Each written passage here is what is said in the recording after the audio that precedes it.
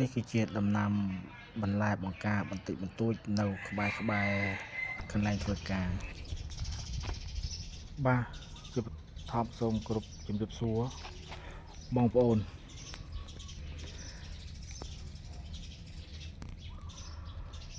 បាទថ្ងៃនេះបានដើរមកខាងក្រោយផ្ទះបងប្អូនមកខាងក្រោយកន្លែងធ្វើការបាទកន្លែងធ្វើការរបស់ខ្ញុំបាទក៏មានដាំដំណាំបន្លែបង្ការសម្រាប់ធ្វើម្ហូបខ្លះផងដែរបងប្អូនគឺដំណាំដែលបានដាំនេះគឺដូចជាត្រកួនបាទត្រកួន3រោងស្ពៃ2រោងនិងបណ្ដុះផ្សិតបងប្អូនសម្រាប់ហេតុអ្វីបានខ្ញុំជ្រើសរើសនៅដំណាំត្រកួននេះគឺដំណាំត្រកួននេះងាយស្រួលក្នុងការដាំដុះបាទធន់នឹងទឹកធន់នឹងកម្ដៅបងប្អូនបាទហើយបងប្អូនឃើញថាដុះទូតលាស់បានកាត់ញ៉ាំបណ្ដើឲ្យបងប្អូនត្រកួននេះដាំ3រោងបងប្អូន3រោងហើយស្រោចទឹកជាប្រចាំបាទរៀងរាល់ថ្ងៃល្ងាចឬក៏ពេលព្រឹកបងប្អូនហើយបានកាត់ញ៉ាំបណ្ដាហើយបើសិនជាយើងដាំបន្លែនៅគៀនផ្ទះឬក៏គៀនកន្លែងធ្វើការដែលយើងមានដីទំនេរបងប្អូនរៀបជាខឿនទៅហើយដាំទៅដើម្បីងាយស្រួលពីព្រោះឥឡូវនេះបាទសេដ្ឋកិច្ចកំពុងតែធ្លាក់ទុនខ្សោយហើយបងប្អូនអញ្ចឹងយើងមានតែ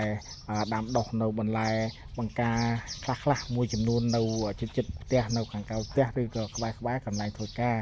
ងាយស្រួលក្នុងការស្រស់ស្រូបអាហារពេលព្រឹកបើសិនជាយើងមានមីជាតិរបស់យើងបងប្អូនឆុងមីជាតិយើងមកហើយយើងមានបន្លែត្រកួននេះបងប្អូនកាត់យកទៅមួយដៃទៅបាទបងប្អូនហើយយើងយកវាទៅស្រោះជាមួយនឹងមីដាក់ពងទាបងប្អូនគឺឆ្ងាញ់ណាស់ពេលព្រឹកយើងអាចបណ្ដោះ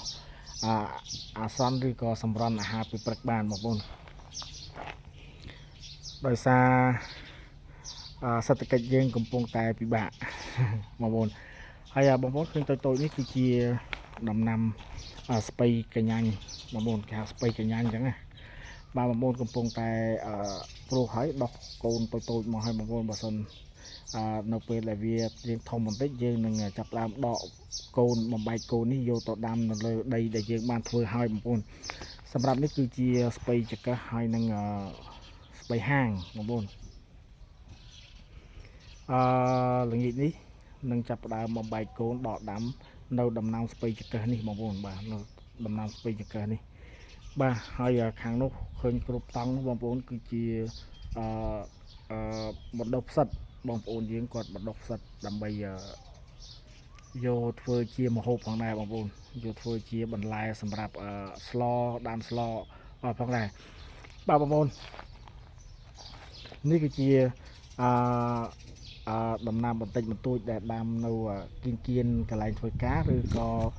នៅក្បែរកន្លែងខាងក្រោយផ្ទះយើងដែលយើងអាច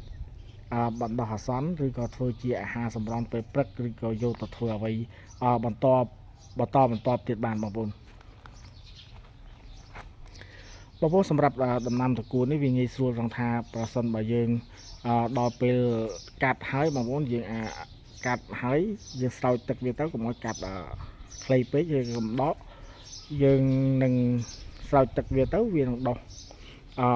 ឡើងមកម្ដងទៀតបងប្អូនងាយស្រួលចឹងដាំម្ដងយើងអាចទុកឲ្យវាដុះឲ្យប្រមូលផលបាន2ដងអីបានបងប្អូន